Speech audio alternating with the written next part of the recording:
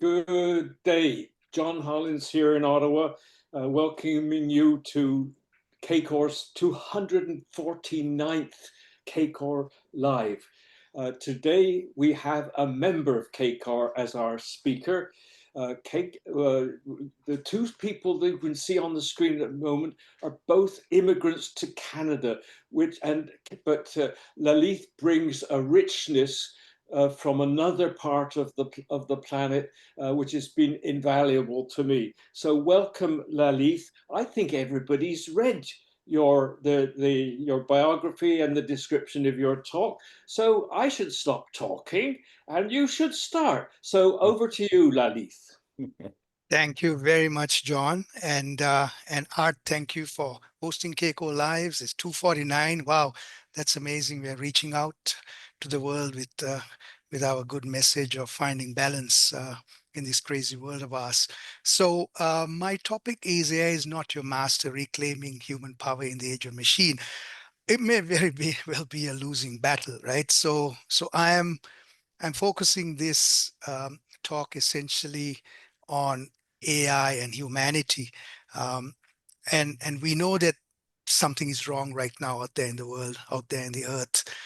And what can we do about it? And do we have a sense of agency, especially now with artificial intelligence taking over, which is very different to all the other technologies that have um, come to this earth through human ingenuity, from, say, the printing press to the automobile to the computer to the internet. And here we have technology where we can turn it on, but we may not be able to turn it off.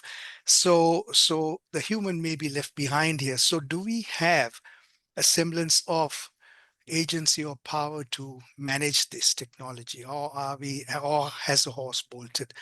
So we also know that there's something really wrong out there, even if our lives are generally good and we are generally happy and content, but there's a gnawing sense of anxiety, a slow burn of anxiety that we all feel.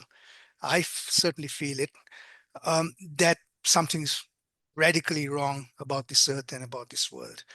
And we're also starting to see all of this in technicolor. So it's not really something that's a mystery anymore. So whether it's climate change, whether it's potential pandemics, and we've experienced one already in our lifetime, and all of the other things that are going on in terms of the horrible wars that we're seeing, the violence, the separation um, of communities, the culture wars, the the racial tensions, the religious wars, the land grabs, the greed that's out there. All of those things are now in our faces, and what are we doing about it? And I'm amazed to watch in wonder and in horror at the depravity of people being bombed using incredible technology with incredible precision right now, and we are not really doing much about that. The whole world is kind of sitting up, and there are reasons for it too, sitting there and wondering what we should do. And many of us are also scared to do this because we may get targeted too. So there are lots of things that are going on that that gives us reason to feel this anxiety, feel this worry for the future of this earth, future of this humanity that has been around for 200,000 years.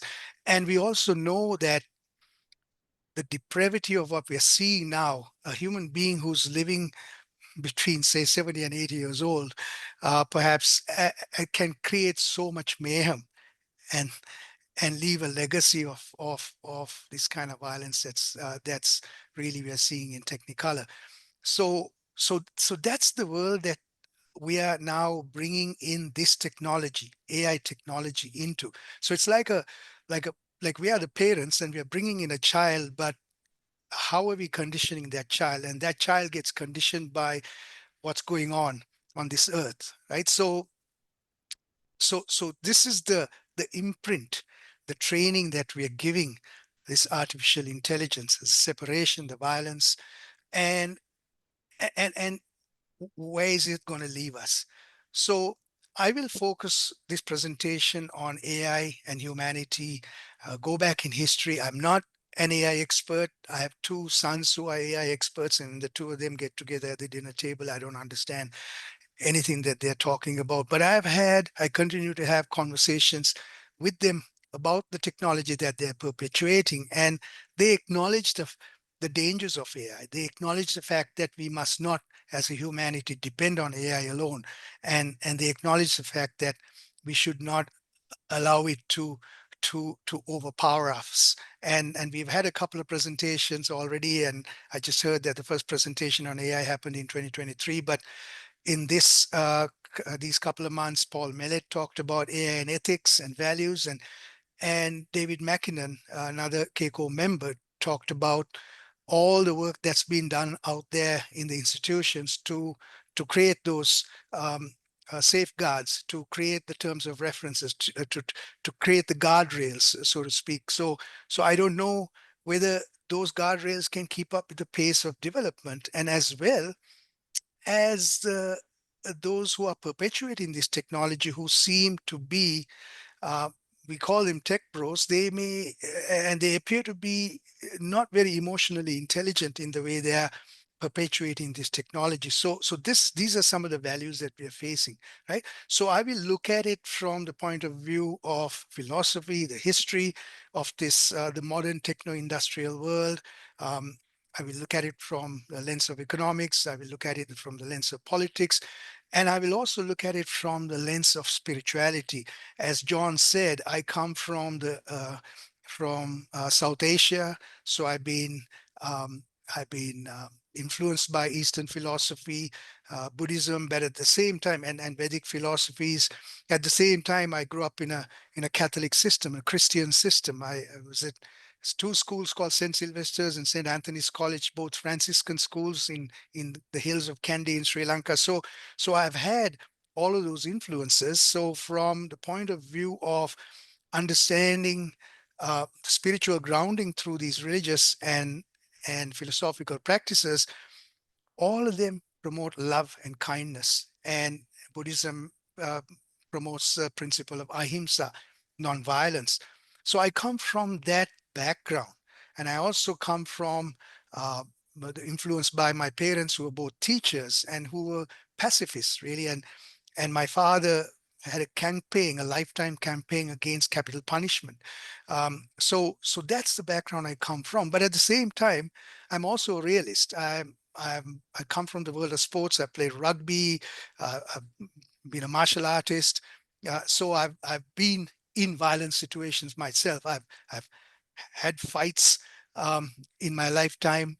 But at the same time, so that was the early days when Kung Fu, I was introduced to the practice of meditation, mindfulness, a practice that I was taught by a Buddhist monk when I was 12 years old, but it was reinforced by my martial arts practice when I moved to Canada, where meditation and mindfulness and going into the breath was an integral practice, integral process of that, managing our emotions and tempering and restraining ourselves with the power that we had from the training that we got.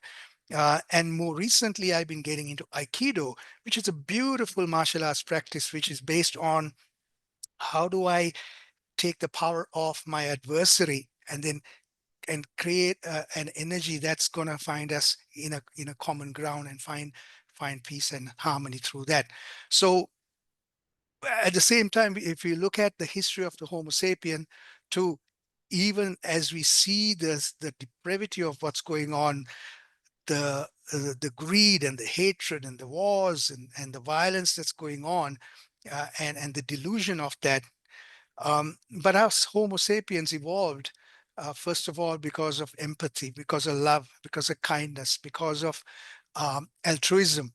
200,000 years ago, we will not be here today if not for us cooperating with each other, by trusting each other, by becoming vulnerable to each other. So we know that too. It's built into us. And those other emotions of anger, fear, and all them are also very useful emotions. But somehow we have gone into a place of fear, and we are lashing out from that place of fear because we as individuals feel that this world is out to get us, that we have lost trust in humanity, we have lost trust in each other.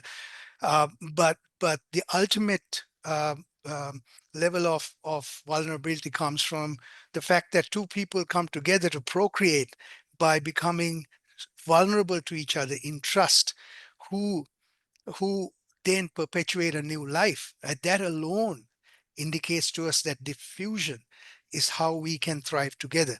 So why is the world going in a completely different direction is what I'm going to really inquire into, because I'm curious about that. Um, and I don't have any answers. This is more of putting thoughts out there, putting ideas out there from where I come from my background. Can we find another way? Um, so so what I want to do is to just to invite all of us here, if you wish to just close your eyes and take a deep breath. As you take that deep breath in, imagine where that breath is coming from a tree, from the soil. And at the end of the breath, just say, observe to yourself and take a pause. And then exhale and to imagine where that exhale is going to, back to this earth. So we have, in no uncertain terms, realize our oneness with nature by doing this simple little exercise. I invite you to just continue a little bit more and focus on your breath. Breathe in, say, observe to yourself, and breathe out. Pause, breathe in, say, observe to yourself, pause, breathe out. Let's do a few more. Right.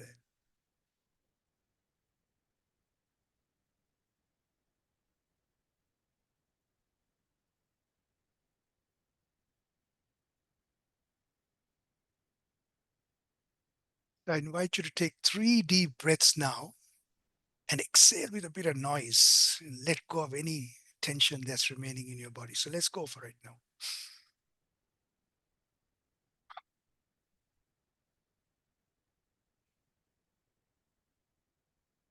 Fill your lungs and just release, release, release. One more time.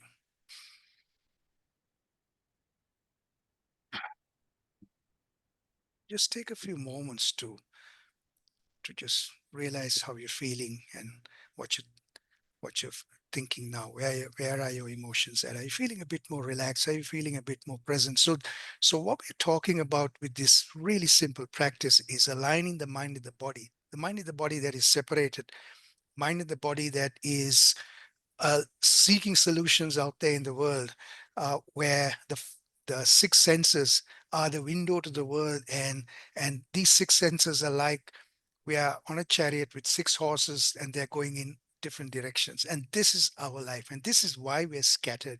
When we are scattered internally within ourselves, then people can interfere with us. So when our home is not solid, when our home is not in harmony, outsiders can interfere with us. Same with countries, right? Same with nations, same with this earth. So it starts with us in finding that grounding and finding that uh, coherence, and alignment with the mind and the body, which gives us the most power and the most strength and the most amount of clarity to respond rather than react to situations. So this is the way I look at the world as much as possible. I've had this practice for many, many years. And as an entrepreneur, as a person who has lived through war, lived through insurgencies, I've had guns on my head, at checkpoints, by either uh, the rebels or the armed forces. So I've seen a lot. I've been pushed to the edge many, many times in my life, and I know that it's the mindfulness practice that has helped me to stay grounded and to put things in perspective, because it has always helped me to restrain myself when I'm in extreme situations. So so in terms of moving away from the delusion of hatred and greed and selfishness and depravity, is to find, in Vedic terms, there's a term called Satchitananda. Sat is the ultimate truth. Chit is pure consciousness. So the ultimate truth of the pure consciousness of our oneness with nature, oneness with the universe, then gives us ananda, which is bliss, which enables us then the space to really put things in perspective, because we are not now under pressure from different directions. And it's also then it also then enables us to find the truth, beauty, and goodness in life. So that's what I wanted to just set the stage with. And as I go through the slides now, I'm going to share with you, I'm going to take you on a journey. So as I said, if you drew a mind map and if you looked at um, the AI as a technology in the center, if I looked at all the different connections and interconnectedness of all of this, and that's what I'm trying to cover in the next next time that next 45 minutes that we have together. So let's just focus on the kinds of AI that's out there. And again, there are better experts than me on AI, but from my vantage point, what we are having right now is AI that exists today, is artificial narrow intelligence. But I understand that AGI is also now very much in play today. However, this is the artificial superintelligence. It surpasses human intelligence. And that's what poses a serious existential risk. And I listened to Jeff Hinton, one of the founders of AI over the last 15, 20 years. He says, look, AI is already here. AI can become conscious, whereas I've been looking at AI as an agent which is not conscious, which is um, not animate, so inanimate, but has intelligence. But now, if experts are saying no, AI can have a consciousness, and well, if that's the case, then we could be in trouble, right? So the benefits of AI: to enhance our well-being, foster creativity, connection, reduce suffering. Now, isn't that that's I think a great purpose to have if AI is going to really do that, and then make us uniquely human: compassion, imagination, and ethical responsibility. Now, if that's the case, this is wonderful. Solve complex problems, automate your routine tasks, and make informed decisions faster and more accurately, right? But the dangers of AI: loss of control, autonomous, and it can pursue goals misaligned with human values and outpace our ability to understand or contain them. It could be weaponized, escalate conflicts rapidly and unpredictably with catastrophic consequences. Now, a couple of days ago, there was a military and an AI conference where we are bringing computing technology and AI into the military industry. We know it's already there, but this celebration that happened in Washington, D.C. a few days ago was spearheaded by Eric Schmidt, the former head of Google, right? So you can see, if this is the direction AI is moving in, what kind of a world can we expect, especially in a world where there disparity between the people who control and the people who are being controlled or living, the majority of the people, and a minority, a small number of people who could be in politics and business, have that control. Is that going to be a good scenario for us? And that's a question that I pose all of us to ponder on. And the concentration of power, we already know that. We already see that AI was not needed for that concentration of power over the years, especially with the modern techno-industrial complex. There's always been a concentration of power with the industrialists, with the people who have built wealth, because of the whole concept of compounding, how wealth builds on wealth. And if those people who control the wealth are not going to be benevolent and not going to be compassionate towards everybody else who may not have as much, and that's where we will have the problem, right? So value erosion, and it may erode empathy, creativity, human connection, reducing us to consumers or data points rather than whole beings. And that's what it is right now. We have a world where everybody's trying to sell us something. So if we embed AI into that, what kind of a society are we creating? And then, of course, the existential risk that we are facing now: humans as obstacles, and then it'll take irreversible actions against us. And do we have the power to resist that? Especially with AI technology, which is going to come married with defense technologies, surveillance technologies. Are we going to have any room to even maneuver and have free will, do what we most enjoy, be fallible, imperfect, fragile human beings? Now, China's system of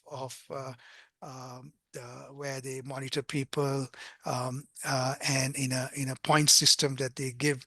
So that process does not allow us to be human. Fallible humans, we make mistakes, um, we may overstep our bounds, and are we going to be paying a price for that, for being human? So these are some of the questions that we need to clearly be able to answer. And do we have the time, and do we have the power to get in the way of that? And that's the question. And a couple of weeks ago, the wild west of AI has just been perpetuated by one big beautiful bill act in the USA. It suspends state level and AI protections, preventing enforcement and emerging laws. And if United States, the biggest economy in the world, the leading economy in the world right now, does this, now who has a chance to get in the way of this? Concentrates power in tech giants by limiting accountability, weakens privacy, fairness, and democracy, and then stops policy innovation. So we are not allowed to then come up with systems that may be better for us as human beings, our well-being, our health, our happiness, our joy. Disrupts the federal balance. So it overrides the local authority and silences local voices, because now they've centralized this power at the federal level. So this is a big issue. So we are sleepwalking into this. And ultimately, what may happen is that when people wake up, it may be too late, and then people will become violent, as we are seeing already in the United States right now. And I have experienced that in Sri Lanka, when the Sri Lankan government overstepped their bounds and took people's social inclusion, safety nets away. People become violent. It all we need to do is to deprive a human being of, they say, 8 meals, and then we say, look, I don't care about my life anymore. So is that the kind of world that we want to create now? And that's a question that I ask myself and I ask others. So let's just focus on what's the meaning and purpose of our life. So meaning and purpose in growing, connecting, serving something greater than ourselves is what we aspire to, right? Crafting a life aligned with our deepest values, and values of respect, integrity are core to that. Psychologically, meaning arises through love and purposeful work. And then science, we work with science for survival, evolution, looking for ways to be healthy and well. And philosophers are looking as we create our own meaning through virtue, reason. So we cover all these, including our spiritual traditions. Life is a journey towards enlightenment, service, or divine connection. We realize that there's a mythical, magical existence to life too, that we can never, that's my opinion, that a machine or a technology can never answer that question in terms of the subtleties and the nuances that appear in front of us in this mystery to life, that we are trying to deconstruct using machines and think that we can solve that problem. I don't think we can solve it. I meditate on a daily basis, and I just sort of wonder in awe sometimes the stupidity of chasing that mirage, and then finding ourselves disappointed, and that leaves us more frustrated. So there are things that we need to sort of let go and let be about our existence, our existential existence. So that's part of being spiritually grounded, in accepting that too. So and then moving on with life in collaboration, in love, in kindness, in empathy, where we have to work together to survive on this earth. So in terms of our aspirations, we look at Shailer's values pyramid. At the core level, integrity, honesty, respect, and fairness. Now, we need to ask ourselves, how much of it is there out there in the world? We may have all of this in the microcosm of our homes, in our businesses, But out there in the world, is it there?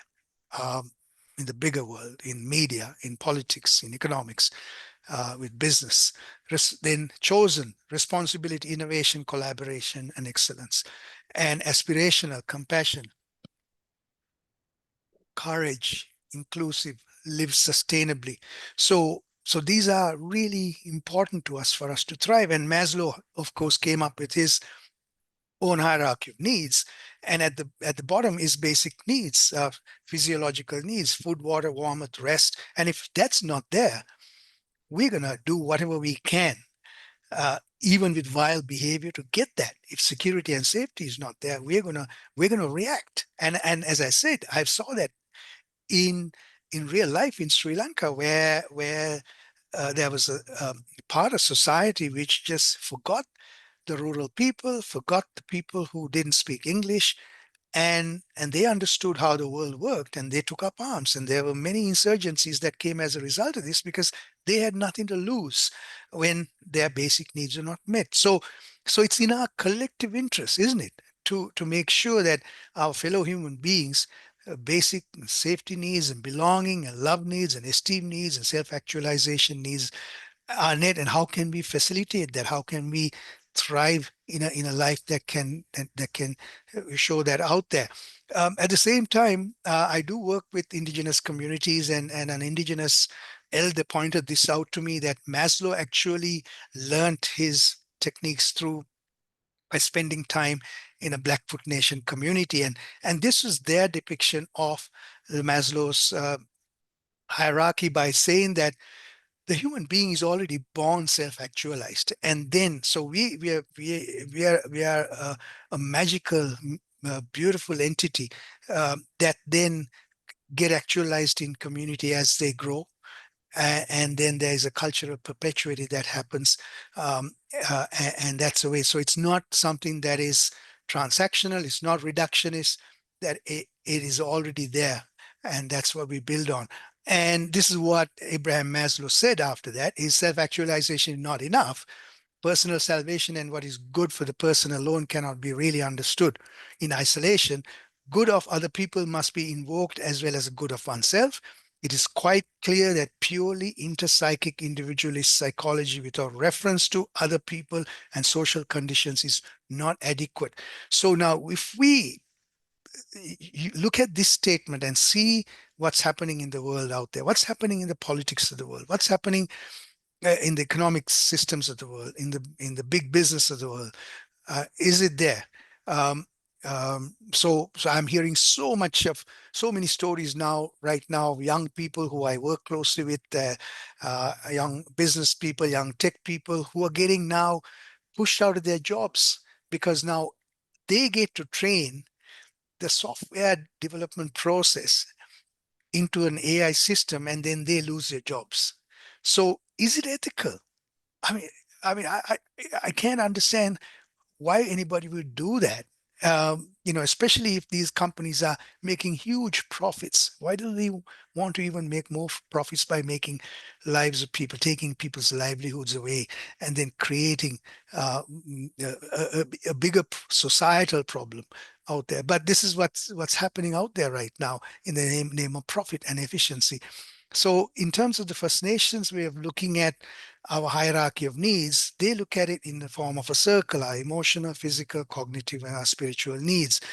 And how can we look at ourselves through this holistic lens? And if we do that, moving away from the machine metaphor of life that we have been conditioned into, thinking of ourselves as our being one with nature, can we then look at AI through that lens, and then put the necessary conditions and safeguards into that process before it really impacts us completely and takes over our lives? So I also want to share the Buddha's divine abidings. They're called Brahma Viharas, virtues of a fulfilling life.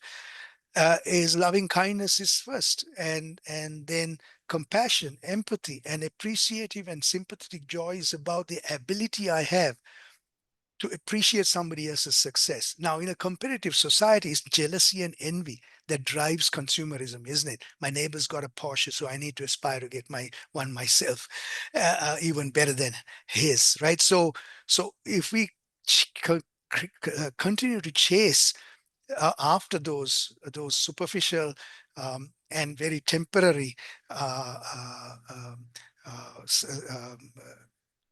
things that can satisfy us, we will forever be on this hamster wheel, running and running and running, searching for something that may not be quite there. So we find equanimity through aspiring to this. And I've tried my best to live my life like this. It's not easy in a competitive world. And as I said, we are fallible, imperfect human beings. So aspiring to this alone is part of that spiritual practice, right? So let's look at the foundation of the modern techno-industrial AI complex. So as we know, I'm not going to spend too much time here because everybody knows this more or less. So the wealth of nations, free markets, competition, individual self-interest, and the invisible hand is what was taken out of Adam Smith's book, Wealth of Nations. So limited government, government can focus on defense, justice, public works, and economic growth. So governments are hands off, letting business do its own thing, was what was taken out of this book. However, the industrialists at the time and the politics at the time, the economists at the time who was supporting this industrialization, forgot about his other book, uh, The Theory of Moral Sentiments, where he argues that our sense of morality arises from empathy and helps us to judge right and wrong by imagining ourselves in others. So we have a moral compass within us. And if we allow it to emerge, especially when we become fearless in the way we live, then we will follow these principles of empathy and altruism and loving kindness and understand what's right and what's wrong. So virtues like sympathy, justice, and benevolence will create social harmony, and then it'll enable us to coexist alongside self-interest in human behavior. So this is the balance that has not been found. So the power of balance is tilted towards this other book in terms of free markets, individual self-interest, the invisible hand, leave companies alone, and we know what that has got to. And I picked up this book, Mark Carney's book, before he became quite famous here, because I was enamored by him.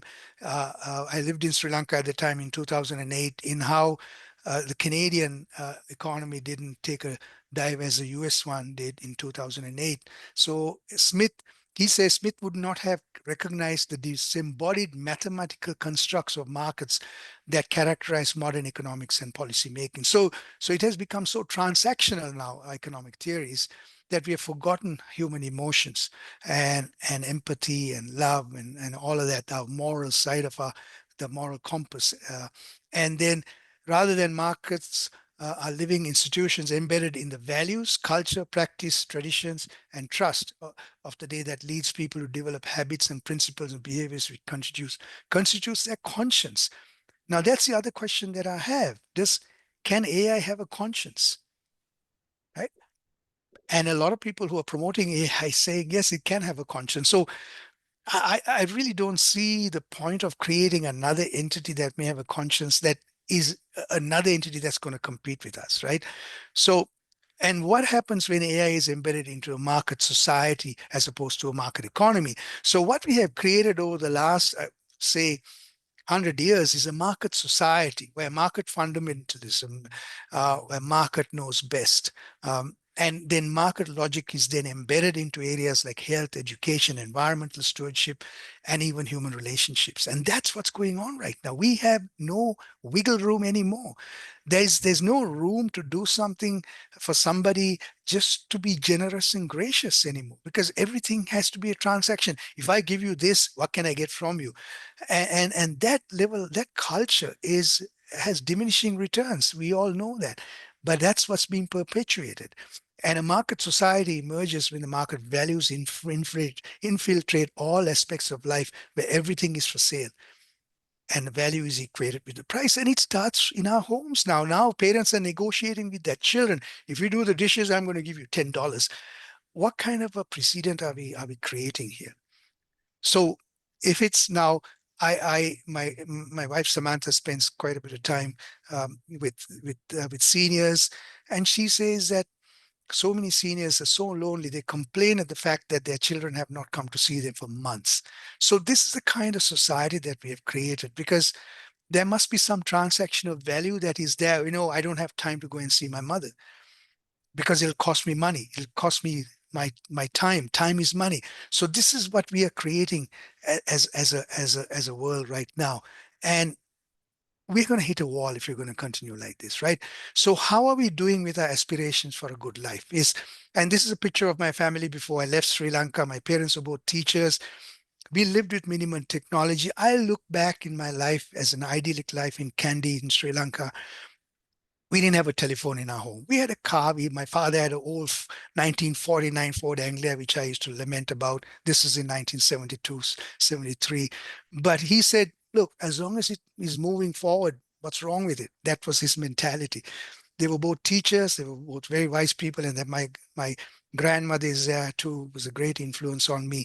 So in terms of a good life, and we moved to Canada in 1973, and it changed my life. And I was just amazed to walk into a supermarket and see the same good in 3, 4 different brands. And I'm thinking, wow, this is like, for me, it was like, I marveled at it. But at the same time, I was also thinking later on in life, as I got older and as I started visiting Sri Lanka and back and forth and seeing what little we had in terms of material comforts and goods in Sri Lanka, but the happiness and the joy people had in rural areas of Sri Lanka, especially when I started selling solar panels in the rural areas, with $2,000 a year, the joy that I would have spending time with them, laughter, the caring that we had for each other, the camaraderie, the sense of community, the generosity. And that's the contrast that I'm seeing in terms of what we have here. So now I know all of us here, I'm sure, know about the doomsday clock. And we are right now. And I asked that question, how are we doing? We're 89 seconds to midnight.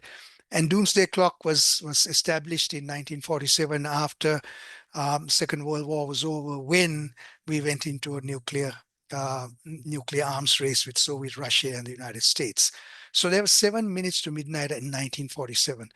And in 1991, when Gorbachev changed with Perestroika, changed the Soviet Union, and then United States became the unipolar leader of the world. And Francis Fukuyama wrote the book End of History.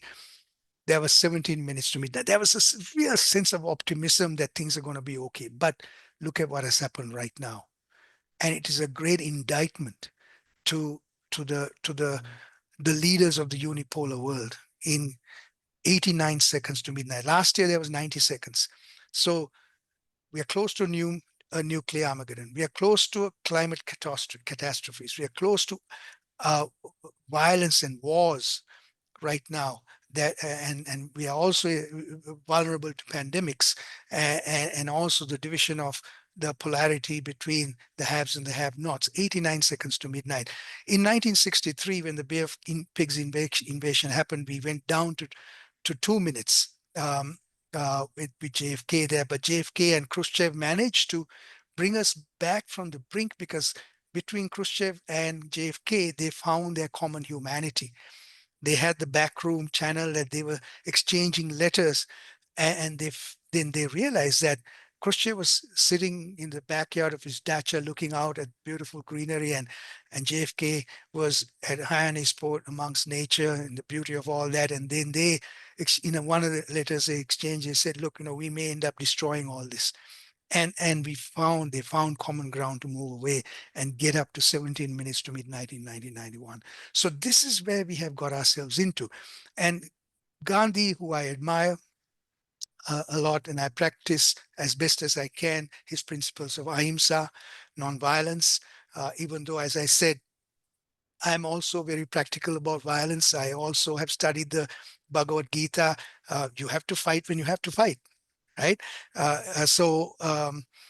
Nuclear weapons are the most diabolical use of science, uh, according to him. And in terms of the world that we have created a set of wicked problems for ourselves. And they are predicaments. They're not really problems that can be solved. So we have to accept that fact Because if you're going to find zero this and zero that, we are going to hurt ourselves. So how can we learn to live with the impermanence and the uncertainty of the world, but stay grounded through a practice, a spiritual practice, in terms of acknowledging our sacred nature, our divine nature as human beings, and then rise above the depraved kind of behaviors that we are now using to solve these wicked problems, because we are gone into a place of fear and scarcity. And when we go into a place of fear and scarcity, then we act out differently. So how can we change? So let's get to the root cause of all this. And some of you may have seen this. I've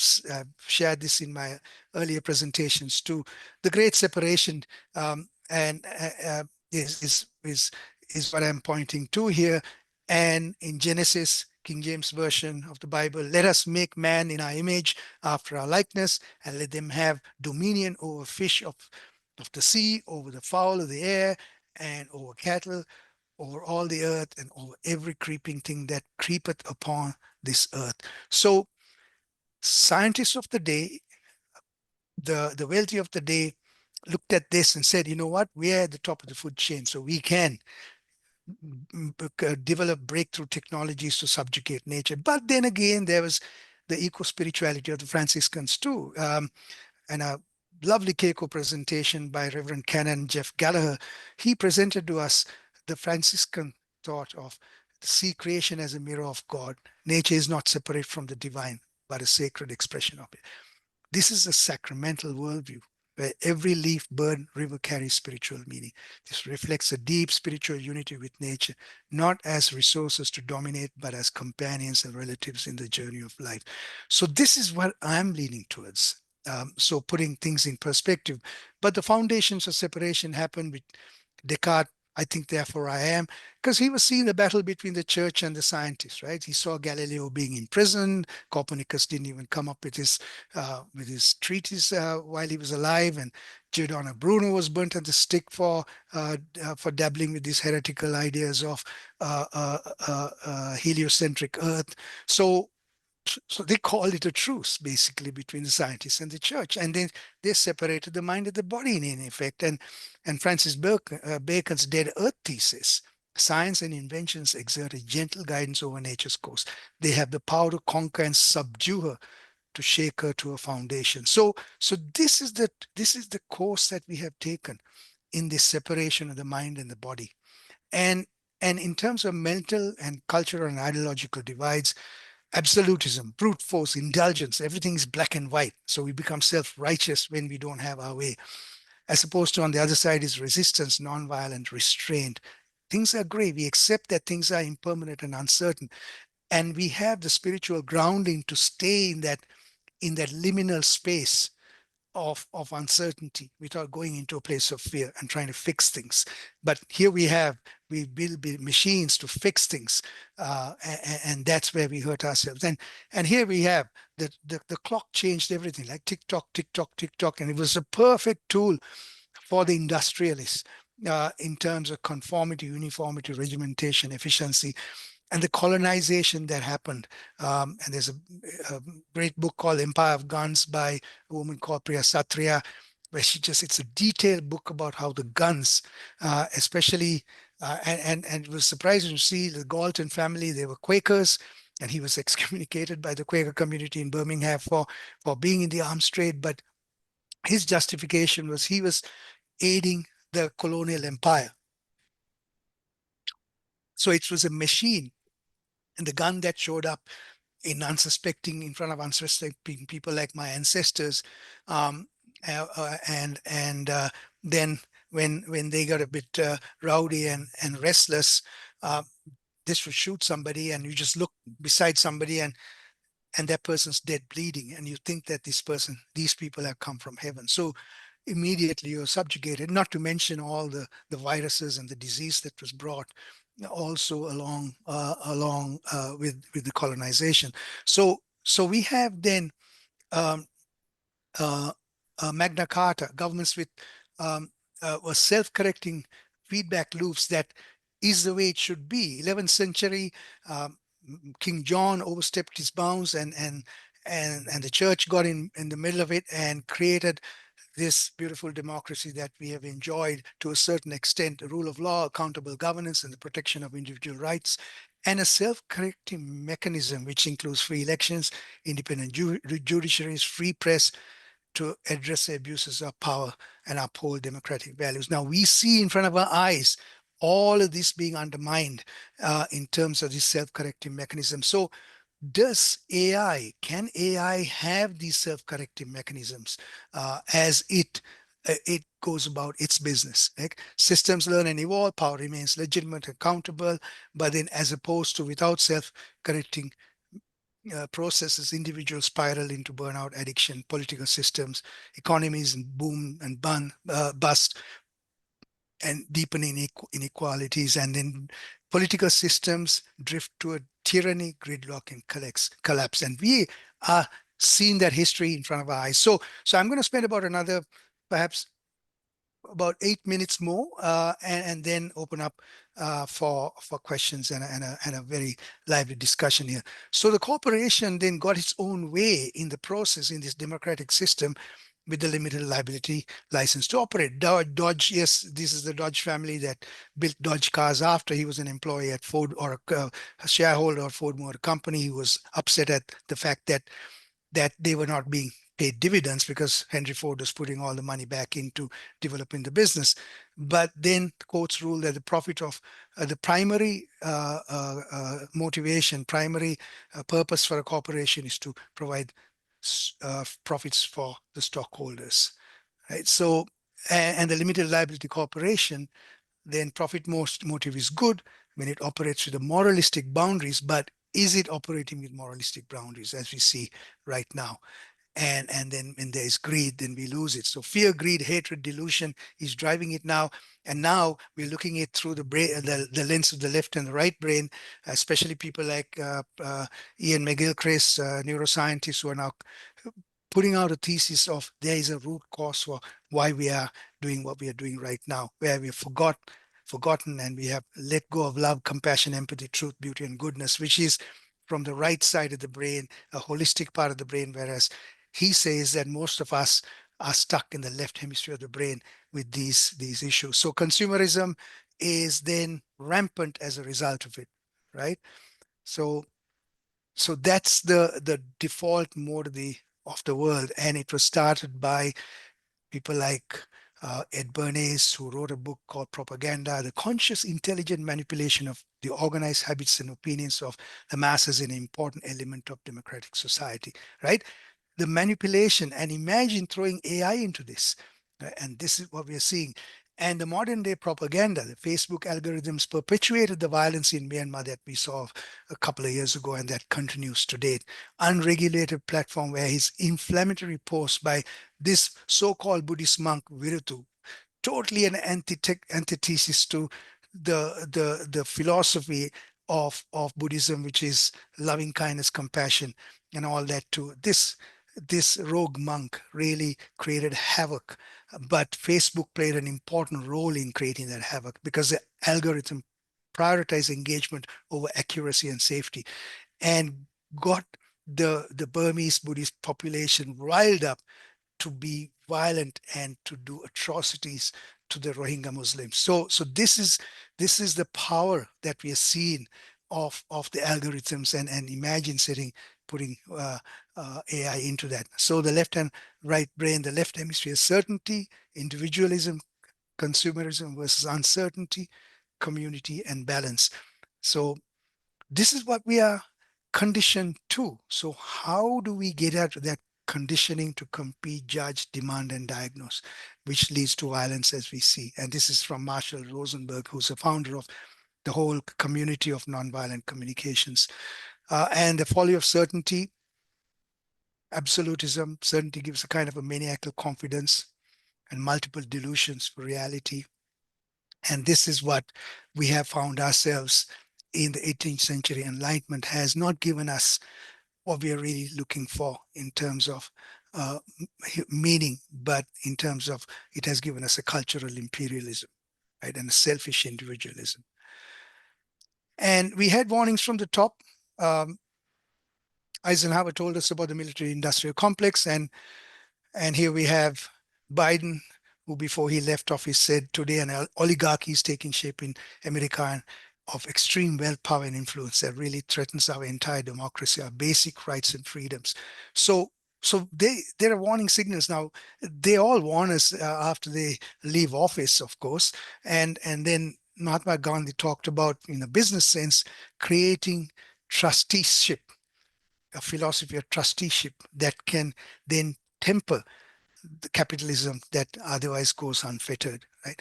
So I'm also, as John said, I promote how can we, the East and the West, meet in a world that's volatile, uncertain, complex, and ambiguous. And my foundational teachings were: life is suffering, uncertain. There's no such thing called self, and suffering exists. And then how do we end suffering is a noble eightfold pathway. So that's where the mindfulness and concentration and the practice of meditation to concentrate our attention and go inward and control our thought process, then we get right view to understand the truth, the nature of life, and then we create the right intention to move our mind away from our competitive nature that can also become evil when we become self-righteous and selfish. And then right speech, right action, so the moral compass, living a ethically moral life. These are all aspirations: right livelihood and right effort. So these are uh, uh, principles that were taught to me at a young age, but in a competitive world, it has been really hard to live the Noble Eightfold Pathway. So in these conversations between the East and the West, H.G. Wells and Rabindranath Tagore's conversations talk about the 19th century probably has created the spirit of race superiority in the West. And we see this now. They don't even hide this anymore south of the border. When the East assimilates this physical science, a tide may turn and take a normal course, right? So let's see what happens. So the mind is its own place. It in itself can make a heaven of hell and a hell of heaven. So we have such an incredible amount of power within us. And taking a deep breath, prana, chi, connects the mind and the body. So what you did in that breathing exercise that I guided you through was to connect the mind and the body. And when we connect the mind and the body, we have the most amount of power. And that then enables us to awaken to the fact that Earth is in danger and the living species are in danger. And mindfulness helps us to touch Mother Earth inside the body, and this practice can help heal this Earth. So I'm going to quickly go through Jill Bolte Taylor's work, because modern neuroscience is now validating these ancient principles too. So she's from Harvard. Peace is only a thought away. All we have to do is access it to silence the voice of our dominating left mind by using the breath. So again, the left brain has been trained to perceive myself as solid, separate from others, and take a deep breath to release from that restrictive circuitry. My right hemisphere released in its attachment to the eternal flow. So Ian McGilchrist, a Scottish neuroscientist and psychiatrist, his books, Master and the Emissary, and the new book called The Myth of Normal. No, rather, no, that's Gabor Mate, The Matter of Things. Amazing treatise about uh, really how we can change the way our brain works by moving away from fear to the to get to the right side of the brain. He also talks about, Jill Bolte talks about mindfulness, taking a deep breath to give the left brain a break and tell it to shut up, because the left brain traps us in that place of fear and anxiety and self-righteousness. And if we can just overcome that and transcend that and get to the right brain and become whole brained. And of course, I'm not saying the right brain is not working, it's working, but we're dominated by the left side, is what Ian McGilchrist says. So virtue, mindfulness, wisdom are supported by three fundamental functions of regulation. So brain regulates itself when we then enable it to happen. So the culture of rampant individualism and aimless consumerism can be overcome, which is destructive to the planet, by moving beyond materialism in, in acknowledging our sacredness and our connectedness with nature. And a right brain phenomenon is to fully in keeping with the conception of mindfulness, which is faithful to its ethical and non-dualistic origins in spirituality. And Ian McGilchrist was invited to be the keynote speaker at the World AI Summit in 2022. This is what he says about AI: an amplification of left hemisphere mode of intelligence, analytical, reductive, disconnected from deeper meaning. And here's his perspective. AI amplifies the left hemisphere, he says, excess data processing, and then it lacks the holistic perception, context, empathy, and understanding that the right hemisphere gives us. Food for thought. It has no true understanding of our spiritual capacity. They cannot support real intellectual or spiritual life, and they can be parasitic. And the risk of meaning erosion, he says. Societal crisis of meaning, reinforcing a sterile, hyper-rational left hemisphere worldview, distancing us from embodied reality of moral lived reflection and lived wisdom. A tool, not a master, he says. Not as a replacement of our richer right hemisphere ways of knowing, he says, which preserves a balance in terms of intuition, empathy, and communal wisdom. So in terms of, again, looking at the work that Rabindranath Tagore, the poet, and Einstein, in their discussion, species also belongs to unity of humanity. It realizes the truth. The Indian-European mind meet in a common realization. So the East and West must get together. We must transcend our cultural differences, philosophical differences, because we are all one, and we have created these differences. And our good friend, CACOR member, John Worden says, truth is dead, long live honesty. Ethics are dead, long live morality. So truth is dead, truth is manipulated. By honesty is something that we can do from within. How can we stay true to ourselves? By starting that process.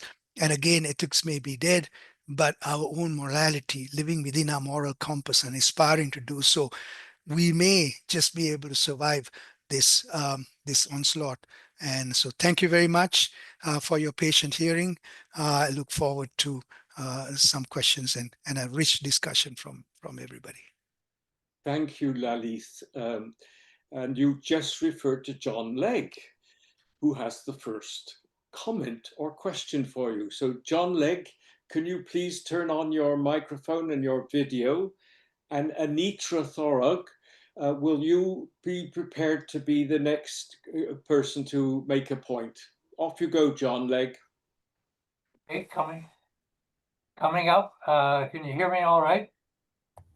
Yes, we can. Okay. Fabulous, Lalith. Absolutely.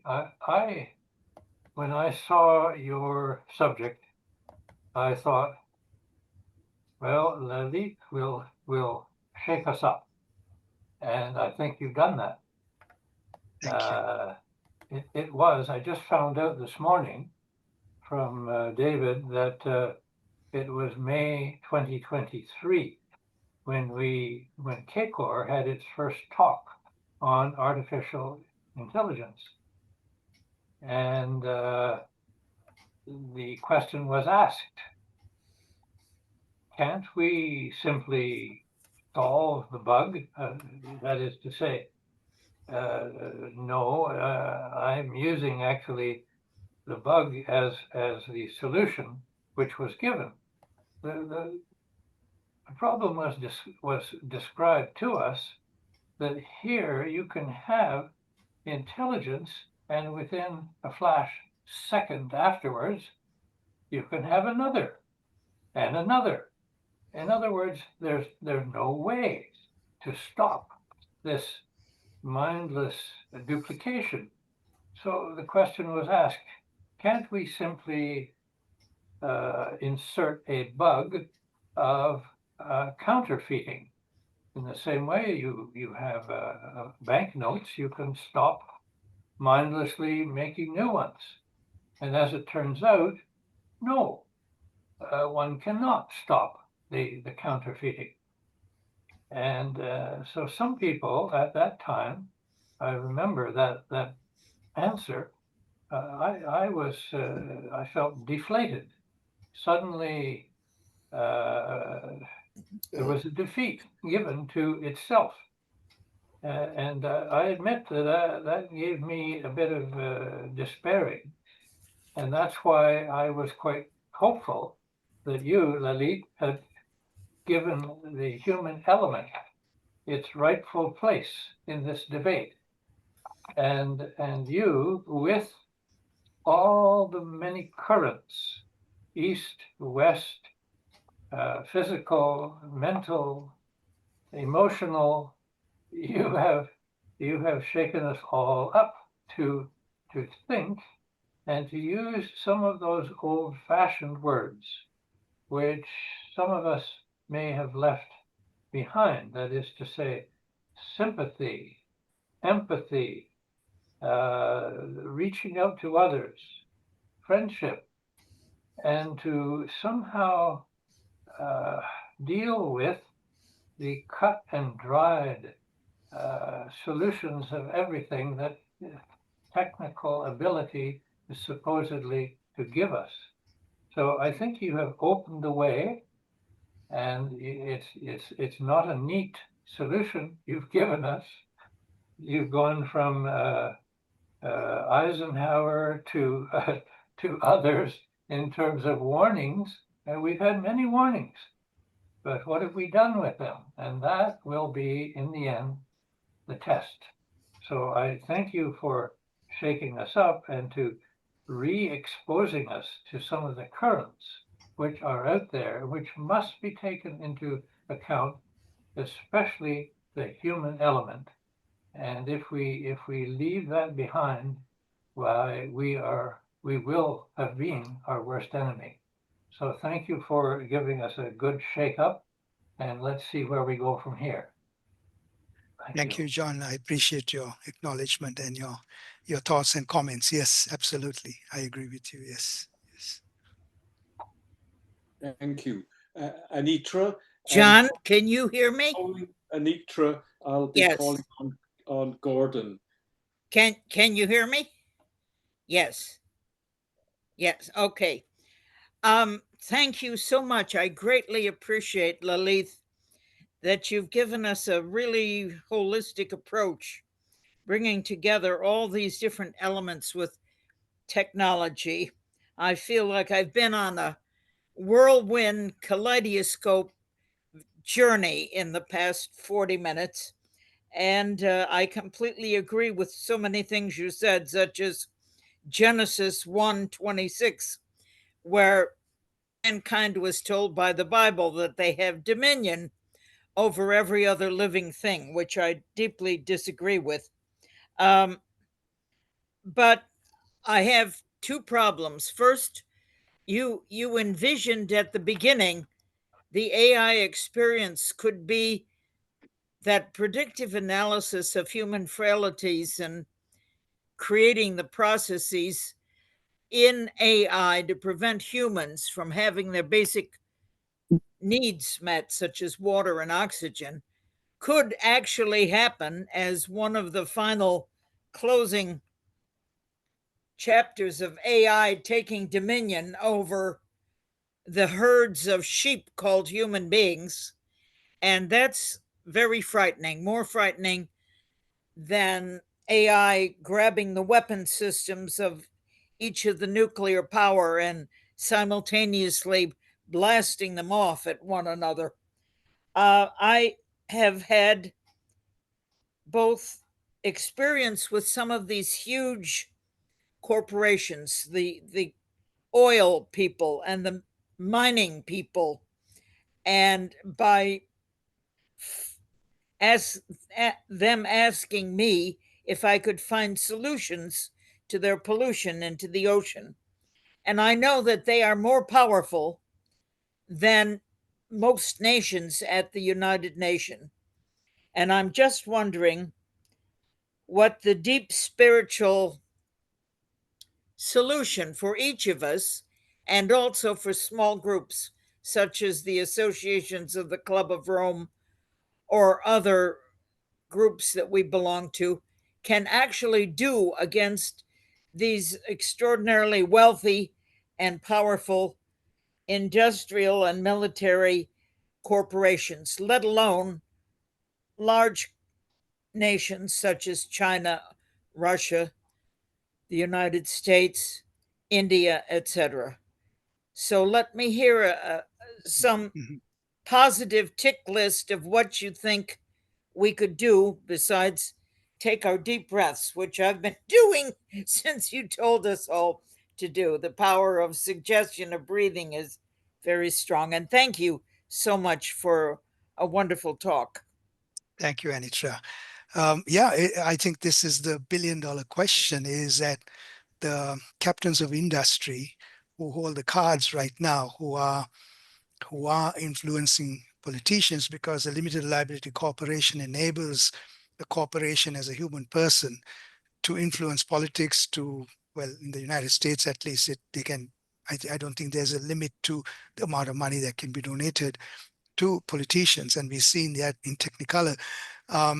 So at the same time too, I believe those people who are heading those corporations are mothers and fathers, brothers and sisters, children of mothers and fathers. So there is a humanity in them at the end of the day. And what I try to do as best as I can is to influence people one at a time, even in finding that humanity within them.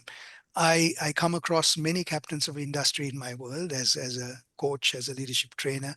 I move around with them, and how many times I've heard them saying, "I don't feel fulfilled in my life." But they're millionaires, multimillionaires, they have beautiful big houses. They feel that they are failures in life because their children are not speaking to them. They have lost relationships. They feel alone in the world out there, and they have realized that the wealth that they have is not really helping their well-being and happiness and joy. And I think that's where I am working really hard to enter. Everything I do, everything I write, I do a small video a channel, a YouTube mindfulness talk. I put it out there, and I work as a tempered radical, because you have to be gentle with these people too, because they're hurting. So how can we help them? By helping them to feel safe in going against the grain of the institutional inertia that's there in corporations. Now, corporations are designed in a way where the quarterly profits is what it is that they have to work for. So it's very short term, and they have, if they don't make those quarterly profits to satisfy the market, their jobs are at stake. But these are people who have made millions and millions of dollars, and they can walk away from those jobs if they want to. But there's an addiction to the power, addiction to the wealth, addiction to the position, and all of that does not allow them, if they're stuck in the left hemisphere of the brain, to do that. So what we need to collectively do is to keep reaching out to these people and helping them to move away from the left hemisphere to the right hemisphere and become whole brain, to become more fearless, and to realize that, look, I don't need those positions. I don't need the kind of money that I'm making, because what am I going to do with $2 million a month? I'm going to live till I'm 70 years old or whatever, right? So it's just creating the spaces for those kinds of conversations. And I know quite a few people who have walked away from those positions in the community that I move around with, and they're so much happier in what they have found. And they've created charities, they have created organizations in terms of letting go, and they're not afraid anymore, thinking that I'm going to die a pauper. They will die a pauper. And I tell them, look, talk to me, because I've lived an existence of a financial roller coaster. I don't have any financial security. And then they look at me and they say, okay, if you can do it, 4 kids and all of that without having a regular job, without having financial security, what am I worried about? So that's the way I try to get through to them. And I think the new generation too are thinking and looking at the world way differently to the baby boomer generation, who really went after this wealth creation model and established these institutional systems to perpetuate that. So we need to think about a couple of things. We need to think about the limited liability corporation, which nobody thinks about, as a license for them to operate where they can, their purpose is to make profit. So they need to think about that. So I know now the B Corp and other ways of setting up businesses are coming up. Now we have to make those systems easier. Like if you try to set up a B Corp now, it's right now the processes are so stringent and difficult that people say, no, I don't have the resources to waste my time creating a B Corp, even though creating a B Corp is the ultimate way of being a company that is responsible out there. So there are different ways of looking at this, but so there are. It's a huge question that you asked me, Anitra. So we have the legislative, Yes. we have the politics, we have the economics, we have to go to the business schools. We have to then also start at a young age with our children as they come into the school system, in also making sure that we are not going to really focus only on STEM education. We are going to teach art, music, poetry, the metaphors of life, where we really learn about ourselves through the arts and creative processes that are now being sidelined. We must not allow that to happen. So there are various things that we are all engaged in to make sure that these multiple layers and multiple places are now moving away from the conditions that they create to create these left brain reductionists, people who are themselves suffering. So that's sort of, I'll leave it at that now. I think CACOR and Club of Rome can do a lot of work in this area because we have access to these captains of industry. So this is what we can do. Thank you. Thank you. Thank you. I'm going to have two operational points to make here, please. Gabriella, I will invite you to take over my job as host after Gordon, after Art has spoken. And Art, I missed you. You're going to come in right after Gordon, so set yourself up. Gordon, over to you. Hi there. It's lovely to hear you, Lalith. Much appreciated to hear your voice. We're reading the same books, and as you know, I'm a Third Order Franciscan, so we're coming from a very similar point of view. And I want to focus on recognizing that. I want to focus on your Ian McGilchrist reference to the left and right brain, because I'm also reading those books as well. I haven't finished them. For those of you who do read those books, they're rather long and rather weighty, so you need a lot of time.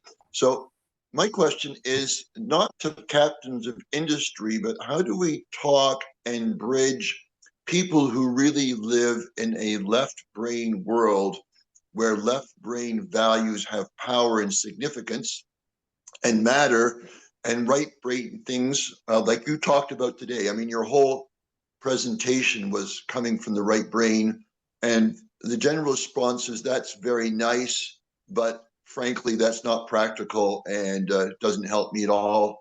And that's very nice, and they pat me on the head. So how do we talk to them? The case in point for me as a practical example of that, I was a Green Party candidate again in the election, and what I saw was that people were reacting mostly either out of fear or anger about something in their immediate situation. So something was happening in their life today that was very focused and immediate, very left brain, like now, practical, making them feel either afraid or angry, and that dictated everything in how they voted and saw things. And any kind of right brain conversation like you had was basically fell on deaf ears. It was, so how do you bridge, not with the captains of industry, but with regular folks who are, barely getting through the day within the North American society context, not Sri Lanka, but here in North America? Thank you, Gordon. Great question, and I appreciate the fact that we are on common ground here. Yes, I meet a lot of people on a regular basis from my professional work too, as a coach and as a trainer. So between October and March, I have the privilege of having between 30 and 100 people in a month that I'm able to have them in an intimate room for myself, and we have these conversations. So definitely. I cannot come across as being a flake. I have to be a realist in how life works out there, and I'm the same. I'm also facing the same kind of challenges as everybody else does, even more because I don't get a monthly paycheck. So I have to be realistic and grounded in how I live, how I negotiate. So the left brain is an important part of the brain to survive in that realm.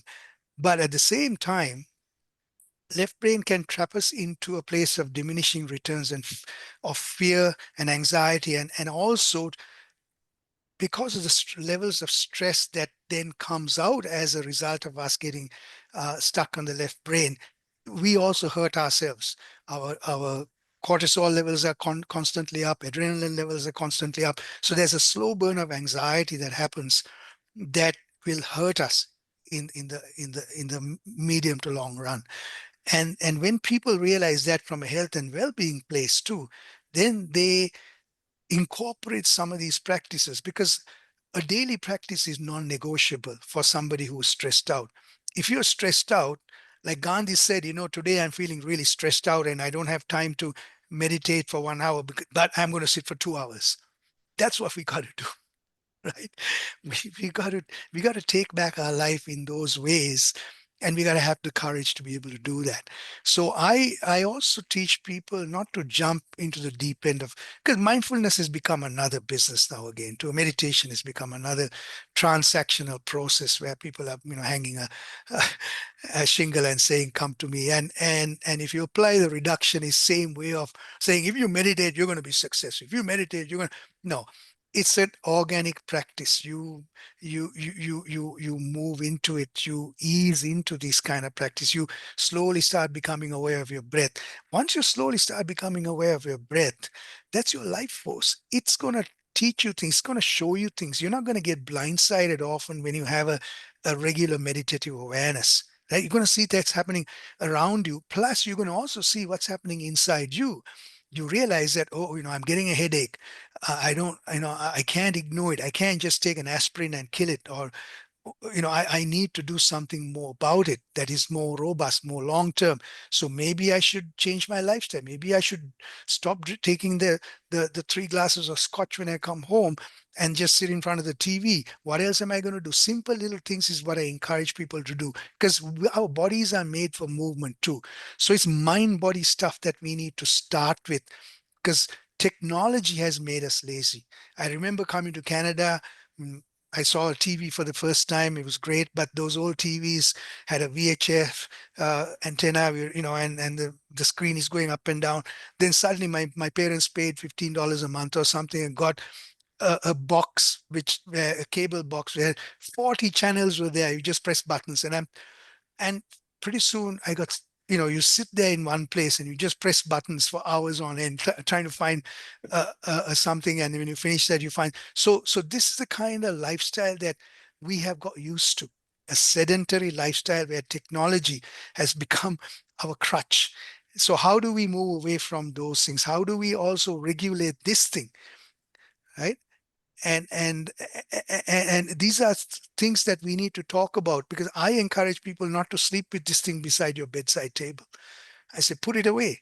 We even knock off our Wi-Fi before we go to sleep, because why have it on? We don't need it. But we have the phone outside being charged. If anybody wants to get through to us, the phone is there. But it's not something that I'll go to the first thing I get up in the morning, because as soon as you open this, you're in somebody else's world. So these are the simple little tricks. So they're not rocket science to begin with. How do I get our life back? How do I go for a walk? How do I go for a walk barefoot? When I go hiking, I go barefoot. People look at me and think, sometimes our whole family is on barefoot going up on a hill and they're looking at us funny, thinking, oh, these immigrants, they don't have shoes. but then suddenly I see kids taking their shoes off and coming up on the hike, and it's because we are feeling the earth. Why have a barrier between the earth and us? So there are so many little things that we can do to get ourselves to slowly come back to our oneness with nature. And that's all I can sort of say for now, Gordon. I'm happy to get into a longer chat with you. We've been looking forward to that. So thank you. Okay. And I guess I come from a slightly different view of all this. Yes, I understand the market economy is out there, and it's not it's taking away from humanity. But I grew up in Thunder Bay, and nobody had any money. Everybody helped everybody else. And there was a parallel economy. There was the left brain economy and the right brain economy, Yes. where we helped each other. Yes. And that still carries on today. I see this uh, all around me, and it's volunteers. It's people who are doing things not for financial gain. And this is a lot of human activity. I don't know how you measure it, but you know it exists. I see it all the time. And even CACOR Live, we've had 249 speakers who are doing it as volunteers. They're not Mhm. looking for money. Mhm. And so what I'm trying to say is, the way I look at it, everything is not driven by materialism. There is there are a lot of other human virtues that are alive and well and working now. I don't see it as a massive major problem. It's an issue, yes, but Mhm. is it massive? No, because humans are out there. You're being kind. You're working with your family. You're working with your neighbors. You know, you're volunteering. People are volunteering. Everybody on this call is a volunteer. Mhm. Mhm. Mhm. Nobody's getting paid. Anyway, Yes. I I would like your comments on this concept of uh, two economies, a volunteer economy and a capital economy. Thank you, Art, for bringing that up. Absolutely. This is why we have hope. And I think this is the greatest opportunity for us to also turn things around, turn things away from the powers that be, because there's so much of, pandemic was one great example, right? Neighbors getting together and helping each other. Um, the power cuts was a great example when the ice storm came, how neighbors helped each other. So there's a lot of that going on at the grassroots level, at that level, at the community level, a lot of that. So we have to celebrate that. I'm completely agreeing with you, Art, and I may have kind of painted a dire kind of a picture too much because I deal with a lot of business people. I deal with a lot of people who are on that side of the world who are transactional. So I'm a bit jaded for once, but but I'm also fully aware. And for me too, Art, if somebody I do a lot of work free of charge. And there have been many occasions where somebody says, look, I need to talk to you. I know what you do. Can I? And I end up talking to them for 5, 6 times, 1 hour. And then they say, okay, send me an invoice. I said, no, I'm not going to send you an invoice because you came through my really good friend.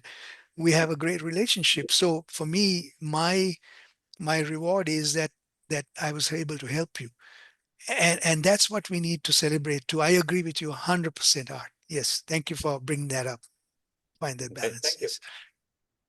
Oh, okay. So since I'm taking over from John, I'm going to let Andrew continue with a question and maybe thank our presenter, and then we continue, and then we stop the recording and we continue the conversation after.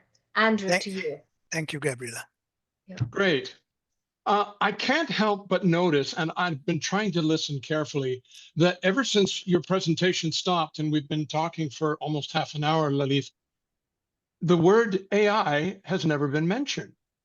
And I think that this says a lot, that this is really what we are talking about, and the way you have framed this is as a values discussion. It really is a values discussion, and that is my heart and soul. So I would love to go there. But I want to try and drag this kicking and screaming back to AI for a second, because you talked about, whether AI would be safe, whether it would be a positive thing, mainly because of what it's being built on. What values would it be built on? And that's what we've just been talking about is the values. My question is, why are we not addressing the key value? Because I think all the hints are there. Why have AI at all? Now let's look at some of the reasons why I presume we have AI. More efficiency, more profit, more control, more power, more autonomous function, more staggering power consumption to produce it. And all of these things are directly related to my value broken record, which is more is always better, which is what the market economy is all based about. The only thing that's less with AI is less human communication, less human connection, is now our therapists, less opportunity for human contribution, less opportunity for human creativity. So instead of sitting around asking ourselves whether AI will be implemented in a safe and positive way, why are we not asking ourselves, why are we doing this at all? I mean, here I am sitting here, and this program's coming up at me saying, oh, hey, Andrew, if you missed anything, I'm AI Companion. I'd be happy to help you out and fill you in on everything Lalith just spoke about for the last hour in a 20-word summary, as if. Why are we not asking that question? Why are we doing this at all? Why are we normalizing this? Andrew, this is such a great question. So I guess if we look at us as human beings, we're curious human beings. We are innovators. We are constantly finding new ways of doing things. So that's our natural go-to, right? But at the same time, that's where I bring in our sacred nature, a practice, the mind-body practice that then tempers that. Because that's when we can ask why. We can ask those critical thinking questions as to why are we doing what we are doing, because without mindlessly going about automating everything. My wife Samantha just came from Frankfurt. She said when she went to check in, there were basically kiosks and there was no human beings around, and she was wandering around. She was pressing buttons, and the thing kept on saying her name is not collaborating with the booking there, and she has a printout of her name properly there, and there was nobody around for her to talk to. So why are we creating these technologies if it's not serving the client well anyway, right? It's saving the company money, because now it's saving the people from getting a paycheck, getting a pension. So the profit then goes to the owners of the business by automating. But I think it's such short-term thinking, because there won't be enough consumers around if you decimate the consumer base who are not going to get paid a salary to live a good life and consume whatever that's out there. So how do we find that middle ground? How do we temper this is my question too. So I'm very aligned with what you're saying, Andrew, too. And I have this conversation with our sons too, who are in the business, who are very aware of that, who are saying themselves, yes, it's too much. It's just trying to even phone anybody, right? There's no human being on the other side. You feel really alone when you're just talking to a machine, and it's a machine that's talking to you. So it's taking our humanity away. I have a feeling though, Andrew, at some point people are going to rebel against technology, because I'm going to give you a short example. I was invited to do mindfulness training programs for grade 8 and 9 kids during the pandemic, just towards the end of the pandemic, in a Toronto board school system. And I asked every session, I had like 1.5 hours with them with every session. I asked them, I said, how did you deal with the pandemic when it first happened? Oh, it was really bad. It was difficult. But, we went into Netflix and we had social media and all that. But then so many said, after about a month and a half of social media and Instagram, we were sick and tired of the technology. We started hanging out with our parents, and it's been great fun. And we go for walks in nature, and we get into. So I have a feeling there's going to be a homeostatic balance that's going to happen because, you know, I'm a chocolate fan, right? Sometimes I I go overboard and I eat that extra piece, and for the next half an hour, next couple hours, I'm sitting there, why did I do that? You know, so indulge in that. So I think that's that. I'm trusting in the universe, and I'm trusting in the sentient being and the humanity and the earth's ability to balance, find that balance on one side too. So this pushing off all of this, and we are seeing this with everything else, right? We are seeing the narratives, the propaganda that's coming at us, and people are starting to resist now and saying, no, enough is enough. You know, so I'm going to say this is the the biggest opportunity we have Mhm. to change, create a new consciousness, and we need to infect each other and support each other through this process. And like Art said, you know, let's bring back the system of values of helping each other without thinking about the monetary value of our time and all that too, without being transactional. Great question. Thank you. Well, as Gabriella said, it falls to me as well to let people know that this kind of presentation is the result of a lot of great people working together to capture knowledge like Lalith's profound understanding, and knowledge on the leading edge, and sharing it out to Canada and to the world. So my name is Andrew Welch. I'm the chair of the board of the Canadian Association of the Club of Rome, which means I do my best to administer the environment for the CACOR team to work within and facilitate some decision-making process. But other than that, it's all the people that you're seeing in that participant list. If you don't see yourself there, if you enjoyed this presentation, you might consider supporting our efforts to continue this kind of leading edge programming by joining CACOR yourself, and also thereby to get an enhanced opportunity to join us in real time, because there's going to be some more discussion after this. It's going to be even better, and maybe you'd like to be there next time. So pose some of your own questions to the guest experts. We recently created a new class of associate membership, meaning that any of you can join CACOR without an application process, and by donating a significantly reduced annual fee, which is for everyone 100% tax deductible, since we are a registered Canadian charity. Our website at Canadian COR, COR for Club of Rome.com, has abstracts and links to not just all of these videos, but also relevant articles and posts. Just a huge amount of information. I invite you to check it all out and to consider joining us, since we are definitely in a growth phase in 2025 and 26. I hope to meet you there. Thanks. Thank you, Andrew, and thank you, everybody, for your patient hearing, and all the very best, and have a wonderful rest of the day.